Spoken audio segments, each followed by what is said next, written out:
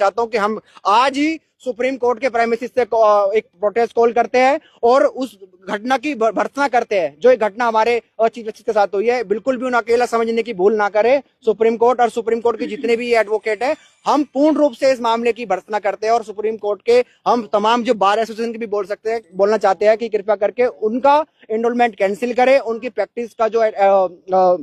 Licence है वो cancel करे और कानूनन कार्रवाई इन पर हो, नहीं तो हम ईंट से ईंट बजाने का काम सुप्रीम कोर्ट में और पूरे संसद भवन में और रोड पे हम करने का प्रयास। चीफ जस्टिस ने फिलहाल इस पर कोई प्रतिक्रिया नहीं दी है। उस घटना को भी उन्होंने कहा कि मैं नजरअंदाज कर रहा हूं, आपको भी नजरअंदाज करना चाहिए, लेकिन उसके बावजूद आप लोगों को क्या लगता है, आप लोग इस पर आगे क्या कुछ करेंगे और क्या कार्रवाई होनी चाहिए? लाइसेंस रद्द होगा ठीक है, लेकिन हमने देखा है कि जब छोटे स्तर पे अब तक देखा गया है कि किसी को घड़े से पानी पीने पर इस तरीके से उसके साथ व्यवहार किया जाता है, किसी की मूंछ रखने पर उसकी मूंछ काट दी जाती है। इतने बड़े पद पर बैठने के बाद भी जो जातिवादी मानसिकता है लोगों की, वो नहीं निकल रही है। ये अपने आप में एक बहुत बड़ा मुद्दा है। तो इसको लेकर समाज कैसे रिएक्ट करेगा, समाज में क्या मैसेज जा रहा है? अभी तक जैसा आप बता रहे हैं कि उन्होंने किसी भी तरह की कोई प्रतिक्रिया नहीं दी है, तो मैं ये समझता हूं कि जिस तरीके से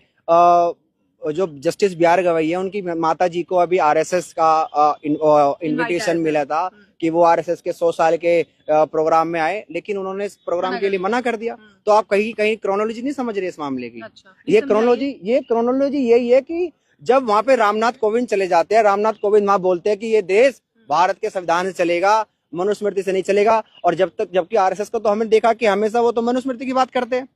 वो तो हमेशा बाबा साहब का कंडेम करते हैं और उन्होंने संविधान को प्रतिक्रिया जलाई। तो जिस तरीके से आप बता रही हैं कि जस्टिस बी आर गवई ने कोई प्रतिक्रिया की, ये प्रतिक्रिया का मैं मतलब समझता हूं कि वो बाबा साहब को मानने वाले हैं, उनको अपने समाज पर पूरा भरोसा है। अगर वो नहीं भी बोलेंगे तो हम इस बात का पूर्ण रूप से समर्थन करते हैं, पूर्ण रूप से खंडन करते हैं कि जो उन्होंने प्रतिक्रिया करनी की वो उनकी अच्छाई है, मैं जो समझता हूँ। और बाबा साहब के संविधान को मानने वाले लोग, मैं समझता हूँ कि कभी भी कोई गलत काम नहीं कर सकते, या कोई भी किसी भी तरह का कोई ऐसा काम नहीं कर सकता जो बाबा साहब के संविधान को ठेस पहुंचे और बाबा साहब के स्वाभिमान को ठेस पहुंचे। लेकिन ये बात जो आज जूता फेंकने की आई है, तो मैं समझता हूँ कि ये हमारे स्वाभिमान पर ये चोट है।